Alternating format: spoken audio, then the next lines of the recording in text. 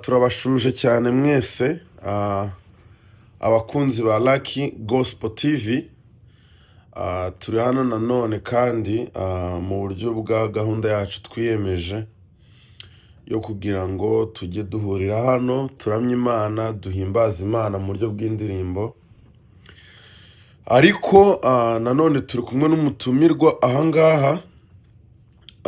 Niba mwibuka twavuze yuko tuzajya tubategurira uyu mwanya cyangwa se iyi gahunda, aho tuzajya tubashakira abantu bagiye batandukanye baze batuganirize, ariko bitagiye kure ni gahunda tuba dukora irimo kuramya no guhimbaza Imana mu buryo bw'indirimbo. Rero turi kumwe n'umutumirwa ahangaha, aratangira atwibwira. Gusa nongere nibutse ku bantu mutarakora subscribe, share, like, comment, biba bikenewe cyane kugira ngo tumenye amarangamutima yanyu cyangwa se ibitekerezo biba bikenewe. Mugerageze mujye mudufasha. Kugeze hano bwa mbere, uje kureba ino video bwa mbere, please turagushishikariza kora subscribe kugira ngo ujye ubona ibyo dushizeho vuba. Ego, ni byiza natwe bijya bidufasha. Sawa, murakoze. Reka twakire umutumirwa wacu atangira twibwira duhita ko tuninjira mu kiganiro nyirizina. Ni ikaze, murakoze. Yego, murakoze cyane. Asante sana. Mwagize neza kututumira kandi nicyo twahamagariwe kugira ngo twamamaze ubutumwa bwa Yesu Kristo. Ku mazina yanjye nitwa Serutoke Innocent, nkaba ndi pasiteri umushumba w'itorero rya Gilgal Christian Church hano muri Amerika, ariko tukaba dukorera muri Michigan, Lansing. Ayo niyo mazina yanjye. Murakoze. Arakoze cyane umutumirwa wacu dufite. Tutagiye kure cyane rero, reka tumwakire mu kiganiro nyirizina abashe kutuganiriza. Tumutega amatwi twumve. Ni ikaze, ndagira umwanya n'uwawe, watangira utuganiriza kandi Imana iguhereza umugisha. Ahangaha urisanga rwose. Ni ikaze, Imana ikugirire neza. Murakoze cyane. Tutatinze, wavuze uti ni ikiganiro kigendana no kuramya no guhimbaza. Ese kuki umwana w'umuntu yahimbaza cyangwa akaramya? Yego. Icyo kiganiro ni cyiza cyane kuko Imana mu gihe yaremye umuntu hari impamvu yaremye umuntu. Yego. Amen. Amen. Kuna sababu ambayo iliacha Mungu anaumba mwanadamu kusudi awezi kuwa na msifu na kumwabudu, kugira ngo aze amuhimbaza no kumuramya. Murambabarira ngo ndakuvanga indimi, ndazamvanga indimi Kiswahili no mu Kinyarwanda kugira ngo abantu bose bumve icyo tushaka. Ni sawa. Ahangaha kuri Lucky Gospel TV ni sheni cyangwa se ikoze kuri nation zose. Dufite abantu benshi badukurikiye kandi bashobora kuba bavuga indimi zose. Ni ikaze rwose, bumve. Nakoze cyane. Rero tudatinze, reka tusome ijambo ry'Imana. Ariko mbere yuko tusome ijambo ry'Imana, reka tusenge Imana. Yego. Mana yacu, Mana nziza, turakushimiye kuko uri Imana kandi waturinze umunsi wose kugeza aya masaha. Nushimwe. Turi hano mu kiganiro cyo kuramya no guhimbaza kuri TV. Hanyuma turasaba kugira ngo abantu bose barumva kino kiganiro kibavana ahantu kibashira ahandi. Turasaba kugira ngo utufashe natwe tugiye kuvuga rino jambo kugira ngo abantu bose bazaryumva bumve aho ribavanye aho ribasize, kandi baze baramya mu by'ukuri bazi icyo bari kuramya. Urakoze kuko uri Imana kandi kubyumvishe, tubisenze mu izina rya Yesu Kristo, amen. Amen. Amen. Hanyuma tutatinze, reka tutangire mu gitabo cya Zaburi. Zaburi ijana na mirongo itanu. Ijana na mirongo itanu. Nitumara kuhasoma turakomeza tusome n'ibindi bitabo, kuko tutatinze turafata nk'iminota si myinshi, ariko uko Imana iratushoboza niko turakora. Amen. Amen. Twende tusome kwenye kitabu cha Zaburi 150, lakini nitasoma kwa lugha ya Kinyarwanda. Amen. Amen. Mushimire Imana ahera hayo. Mushimire mwisanzure y'imbabazi zayo. Mwishimire iby'imbaraga yakoze. Mwishimire nguko bikwiriye gukomera kwayo kwinshi. Mwishimire ijwi ry'imbanda. Mwishimire nebelu n'inanga. Mwishimishe ishako n'imbyino. Mwishimishe ibifite imirya n'imyironge. Mwishimishe ibyuma bivuga amajwi mato. Mwishimishe ibyuma birenga ibihumeka byose bishima Uwiteka. Haleluya. Amen. Aha kwanza twamanjije kumva ko tugomba kumushima Uwiteka mu byo yakoze. Nitumara kuva hano tumaze kumushima Imana, tugomba rero kumuhimbaza no kumuramya. Amen. Amen. Hano twumvishe ko tugomba kumushimisha Imana ku byo yakoze. Kuki tushima Imana cyangwa kuki tuhimbaza Imana no kumuramya? Tumuhimbaza ku byo yatukoreye. Amen. Hanyuma tukamuramya tumusaba ikintu agomba kutukorera mu gihe turi kuramya. Hari kuramya no guhimbaza, ni ibintu bibiri bitandukanye, ariko abantu ndibaza bamenya ukuntu baramya n'ukuntu bahimbaza. Ibyo nibyo twenda kumva mwaya masaha. Kuki? Rero Imana imaze kurema umuntu, yamuremeye kugira ngo imuhimba iziramuramya. Imana umwana w'umuntu azaramya Imana no kuyihimbaza. Niyo mpamvu yakuremye weho muntu kugira ngo uzuramuramya no kumuhimbaza. Niyo mpamvu hano ku murongo wa 6 y'iyi Zaburi iravuze ati ibihumeka byose bishime Uwiteka. Haleluya. Amen. Buri kintu cyose, uko mubona ibiti biri kwikubita gutya bigenda, umuyaga ubikubita, inyoni zikaja mu kirere, ziba biri kuhimbaza Imana. Amen. Amen. Reka tuze twumve kuki Imana yaremye umuntu, yamuremeye iki. Mu Bafilipi. Mu Bafilipi ibice 2.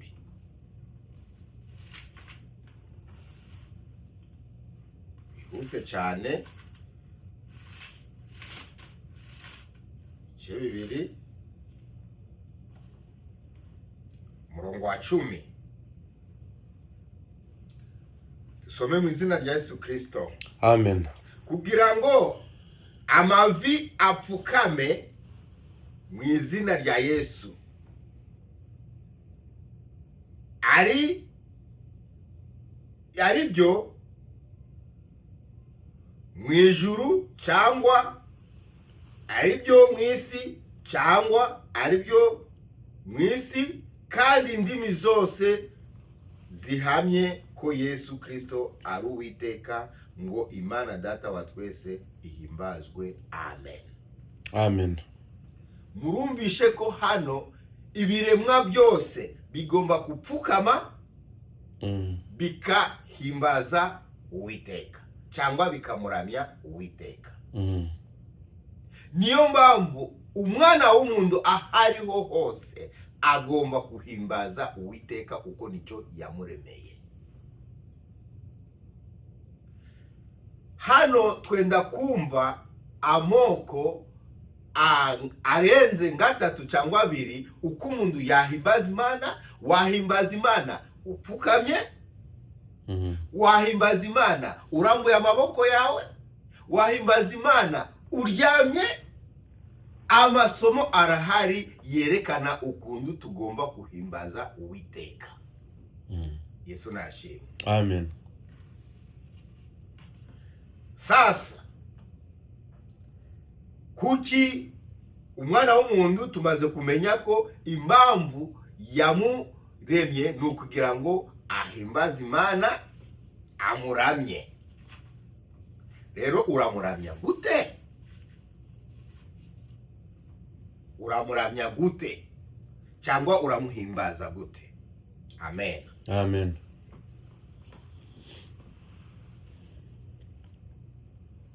Zaburi 65. Zaburi 63 ho tugiye murongo wa 5. Kumve. Haleluya. Amen. Ngo haravuze ngo, reka tusome mu izina rya Yesu. Zaburi 63 umurongo wa 5. Uko niko nzaguhimbaza ngiriho, izina ryawe niryo nzamanikira amaboko. Amen. Amen. Ngo uko niko nzaguhimbaza ngiriho. Tugomba kuza tuhimbaza Uwiteka turambuye amaboko yacu. Haleluya. Amen. Ujye uzaza ubona umuntu arambuye amaboko abazi icyo yamukoreye. Niyo mpamvu ubona abantu bahimbaza barambura amaboko yabo. Nda soni tufite kuko na Zaburi yavuze ati uko niko nzaguhimbaza ngiriho, izina ryawe niryo nzamanikira iki? Amaboko. Donc hari ukuntu wahimbaza Imana urambuye amaboko yanjye. Niyo mpamvu uyishima ukavuga ati murambura amaboko munshimire Uwiteka. Haleluya. Amen. Ni ijambo ry'Imana n'umukozi w'Imana Dawudi nawe yarabivuze. Imana itugirire neza.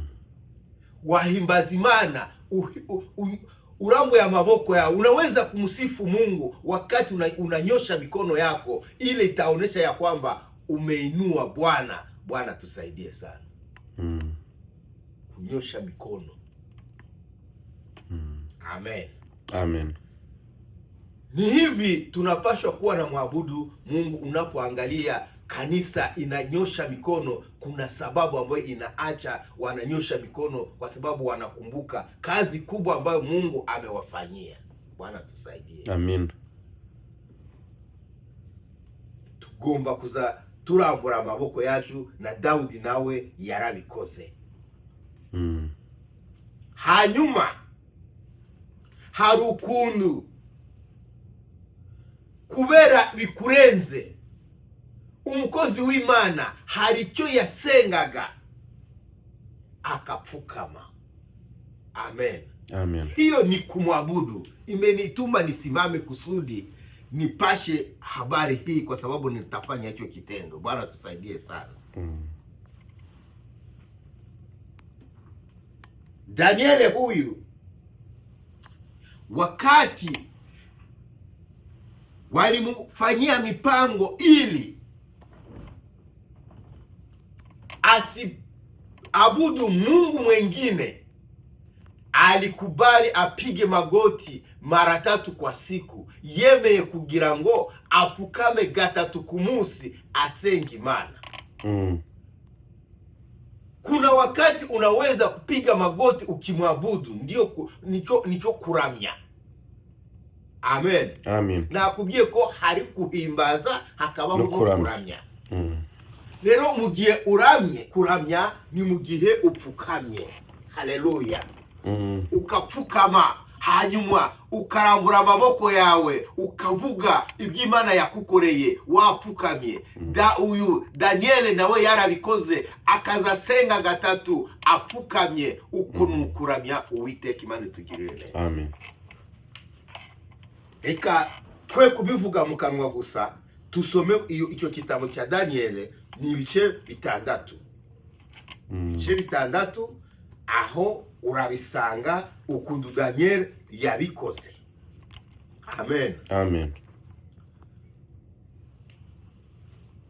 6:11 ngo maze Daniel yumvishe ko urwandiko rwashizweho ukuboko, aja iwe, kandi amadirisha y'inzu ye yari akinguwe yerekeye Yerusalemu.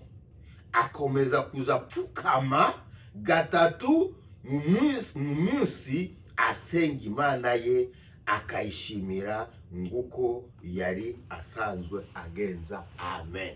Amen. Umvishe ko mu gihe yumvishe ko urwandiko rwashizweho n'umwami ko nda yindi Mana igomba kupfukamirwa, ahubwo Daniel we yagiye apfukama kangahe? Gatatu ku munsi, kugira ngo akore iki?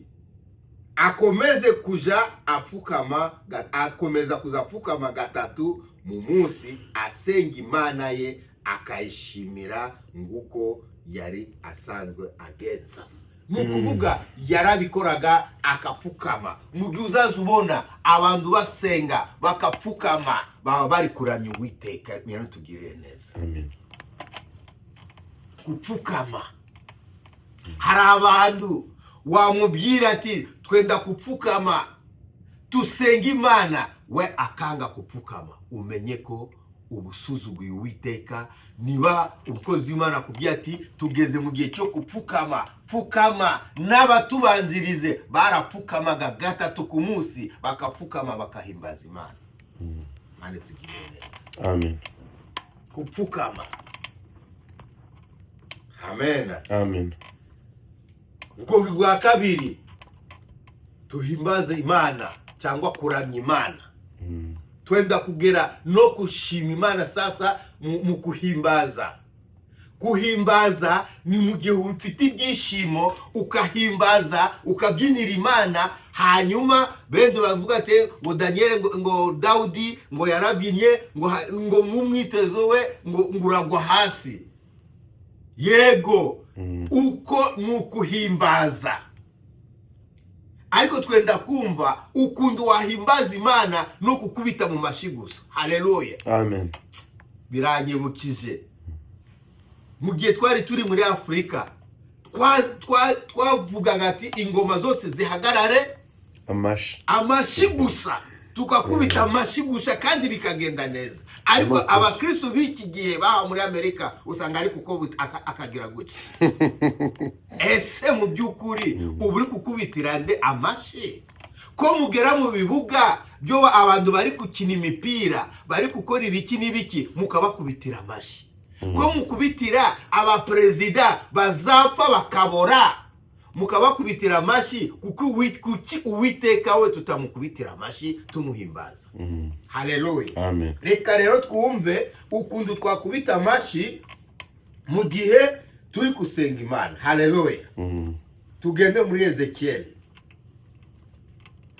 Umuhanuzi mukuru Ezekiel. Uyu muhanuzi ndamukunda cyane. Ezekiel 21 murongo wa 22. Ezekiel 22. Bwana Yesu asifiwe. Amen.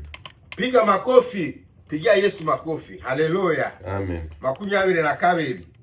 Haleluya. Amen. Na hagezekera haravuze ati nanje nzakubita amashi kandi ndume uburakari bwanjye butuza, ninjye Uwiteka ubivuze. Amen. Amen. Umva n'Uwiteka wenyine ngo agira gutya. Kuki weho utakubita amashyi kugira ngo uburakari bw'Imana bushire? Amen. Amen. Ngo azakubita amashyi Uwiteka kugira ngo uburakari bwanjye bugire gute? Bushire. bushire. Bwana tusaidie sana. Amen. Tugomba gukubitira Imana amashyi kugira ngo uburakari bwe bushire. Niyo mpamvu usanga umuntu ari gukubita. Niyo mpamvu nibuka kera tukiri abapagani twazaga ahantu habi, ukagenda upfukamira Nyabingi, wipfukamira ugenda ukubita amashyi, nukugira ngo akwakire. Rero Imana nayo mu gihe uyikubitiye amashyi uri kuhimbaza, nayo uburakari bwe buca bugufi. Imana itugirire neza. Amen. Tugomba gukubita amashyi mu gihe turi kuramya Uwiteka. Haleluya. Amina. Hanyuma twenda gukomeza ahantu havuga kusujudu. Kusujudu ni kupiga magoti. Bwana Yesu asifiwe. Ni kupiga magoti kisha unafanya kana kichwa hivi. Hiyo ndio wanaita kusujudu, niko kuramya. Unapiga magoti hivi kisha unafanya hivi. Kuna nchi ambazo zinafanya hiyo kitendo, nchi za Uganda, nchi za Kenya, sijui kama na Tanzania. Anapofika kwa mbele yako, zaidi sana watoto wa kike, anapokupa mkono anafanya hivi. Hiyo inaonekana ni njia ya kuchabu gufi, kushuka chini. Haleluya. Anasujudu. Twende kwenye kitabu cha kitabu gani hicho? Hicho kitabu twende kwenye Nehemia. Haleluya. Amen. Nehemia huyu ni yeye alisema hii maneno. Tafuta hicho kitabu cha Nehemia, umepapata kabisa. Nehemia 8 n'umurongo wa 6. Bwana Yesu asifiwe. Amen. Kusujudu kunama mu gihe uri kuramya. 8 umurongo wa 6. Reka tuwasome mu izina rya Yesu Kristo. Amen. Ezira ashima Uwiteka Imana nguru. Abantu bose barikiriza bati amina amina. Batega amaboko maze bubika imitwe baramya Uwiteka bubitse amaso yabo hasi. Amen. Amen. Haleluya. Amen. Uranyumva? Ezra ngo ashima Uwiteka. Amaze kushima Uwiteka iyo Mana nguru, ngo abantu bose barikiriza bati amina. Haleluya. Amen. Amina bisobanuye iki ariko? Amina bisobanuye ngo bibe uko biri. Haleluya.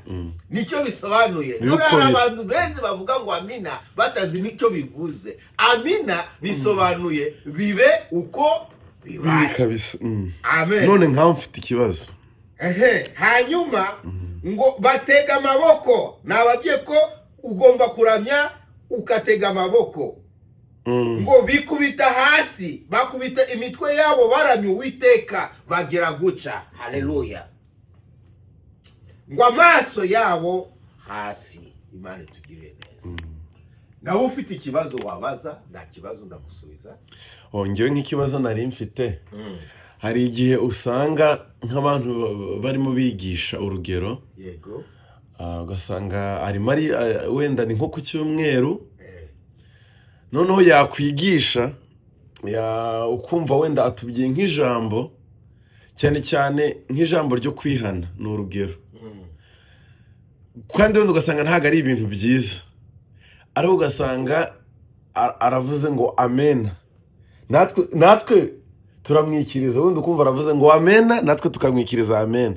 Ubwo niba tuvuze ngo bihore bityo kandi wenda atari n'ibintu byiza, ubwo icyo gihe biba byagenze niyo gute? mpamvu nashatse kuvuga aka kantu, kuko hari ababwiriza benzi bavuga ngo hanyuma ngo aragenda ngo arasambana ngo haleluya.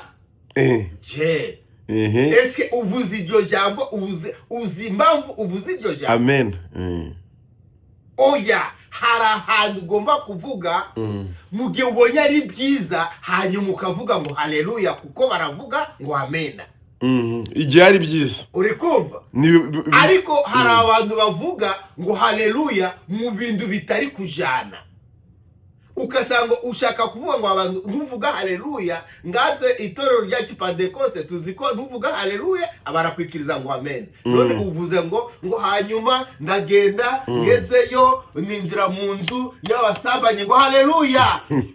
None se kweri ibyo bintu abavuga butumwa murebe ukuntu wazuvuga haleluya, no mu gihe wavuga ngo ariko muvuge ngo amen. Kuko hari igihe batavuga amen, ngewe mu gihe uvuze gutyo ndi kukukurikirana ntabwo nabivuga ngo amen, kuko ntabwo biri kujana. Mani tugire neza. Amen. Urumva?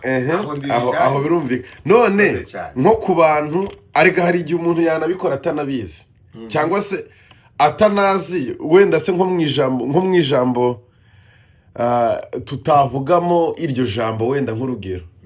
Ese ni irihe jambo none twakoresha kuvuga mu gihe cyo kuvuga ngo amen? Mu cyimbo cyuko urumva niba ari mu bintu byiza turuvuge amena tukabyikiriza, byanga byakunda hari n'irindi jambo ririho twakoresha mu gihe cy'umubabaro, cyangwa se mu gihe uvuze ibintu bitari byiza bitajyanye n'iyo amena. Hanyuma hari igihe navuga ngo ngavuga ati hanyuma ndagenda maze kujayo, tushaka kuvuga ijambo ryo twavuga ngo tutavuga ngo amen. Ngezeyo baramfata baramfunga. Imana itugirire neza.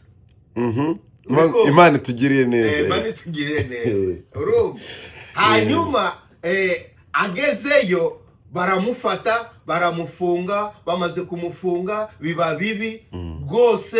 Hanyuma uwo muntu aragenda aramuhohotera, amaze kumuhohotera. Imana itugirire neza. Bene data. Urukundo. Bene ngiyo ayo materme ukareba ikintu cyo wavuga, kuvuga ngo Imana itugirire neza cyangwa Imana itubabarire. Bene ngibyo.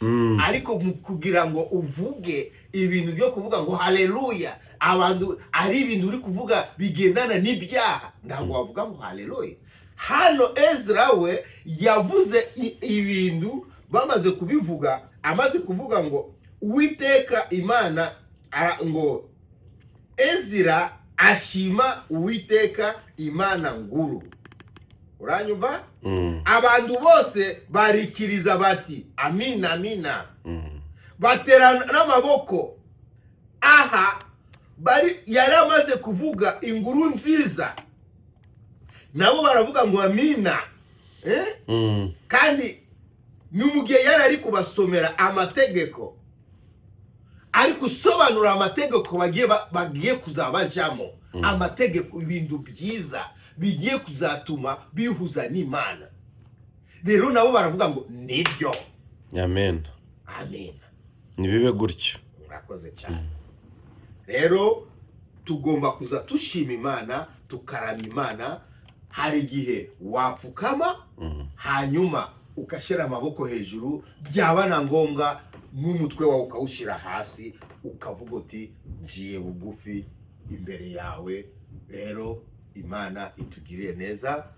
Niba hari ibibazo wabaza, nibyo nashatse kubabwira ko tugomba kuza tuhimbaza Imana, hanyuma no kuyiramya, kuko n'abantu bakera batubanjirize bararamyaga bakahimbaza n'Uwiteka. Imana itugirire neza. Hanyuma reka turangize no kuririmba. Amen. Kuki abana b'Imana baririmba bari kuhimbaza Imana. Amen. Yego. Tugomba gukubita umuziki, twumvishe hariya muri Zaburi 150 ngo tumucurangire n'inanga zivuga cyane, nizivuga buhoro, n'imyironge. Amen. Tugiye hariya muri Zaburi, haleluya, Amen, 47, reka tuharebe icyo nshaka kuvuga. Zaburi 47, twende kwenye Zaburi 47. 47 mstari wa ngapi pale? Wa pili.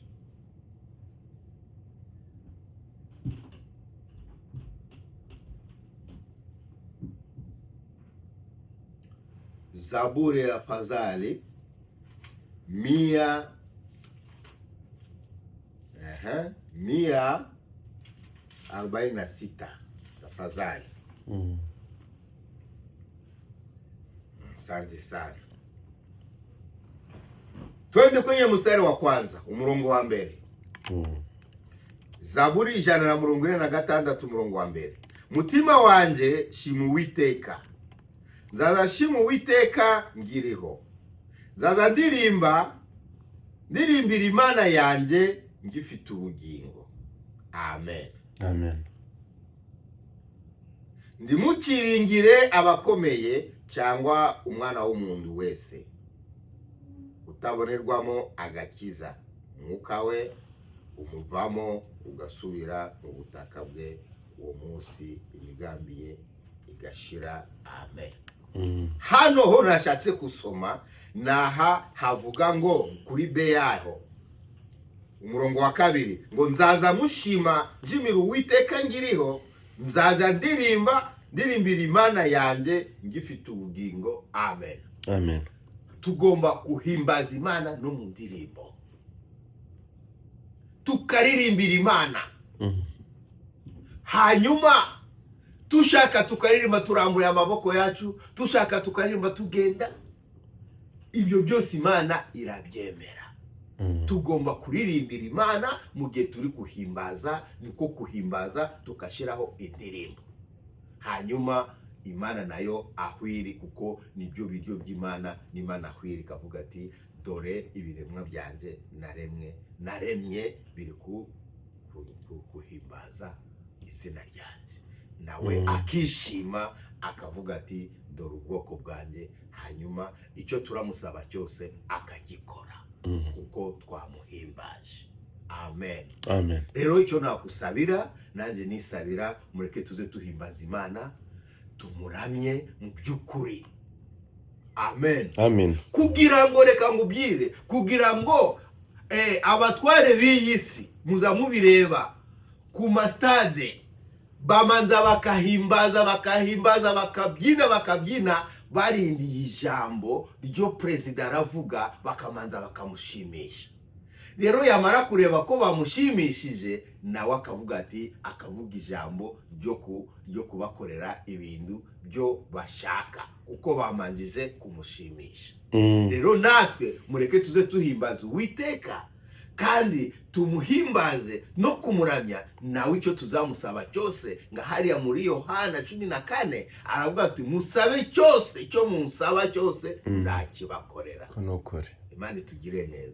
Ariko tumanze tumuramye no kumuhimbaza, hanyuma nawe azamenya ati burya bariya nabanje nanjye bari kuhimbaza. Ese kuki abisi batanga imbano mu gihe bamaze kwishima? Kuki Imana natwe tumaze kumushimisha, kuki atatuha ibyo tumusaba? Rero mureke tuze tuhimbaza Imana, tumuramye, nawe icyo tuzamusaba cyose azakikora. Imana ibahe umugisha. Iryo niryo jambo nabateguriye umunsi wa none. Imana ibahe umugisha. Amen. Imana guha umugisha cyane kabisa. Dusenge Imana. Mana yacu nziza, turakushimiye kukuri Imana.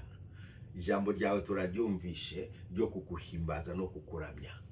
Mana, tuziko niyo murimo waturemeye kugira ngo tuze tukuhimbaza no kukuramya. Rero mwaya masaha tumaze kumva ijambo ryawe, benshi bazaryumva bamaze kumenya uko bagomba kuhimbaza Imana n'ukuntu bagomba kukuramya. Ndasaba kugira ngo abazumva kino kiganiro kizabavana ahantu kibashyira ahantu bakuze bakuramya mu by'ukuri. Urakoze gukura Imana kandi kubyumvishe mu izina rya Yesu Kristo. Amen. Amen. Amen. Murakoze cyane. Okay, murakoze namwe, Imana bahereza umugisha. Kandi nanone kandi ahangaha kuri Lucky Gospel TV muri sanga, namwe mwese mukomeje kudukurikirana, mukore subscribe, share na comment. Ku bantu rero bagira nk'ibibazo byinshi bitandukanye wabaza, wajya hasi muri comment ukatwandikira ukabaza ibibazo byawe. Mukeneye ko twakongera tukamugarura mwatumenyesha. Ibyo byose ni ku makomenti mwaduhereza. Kandi Imana ibagirire neza mwese, murakoze. Dusubire kandi.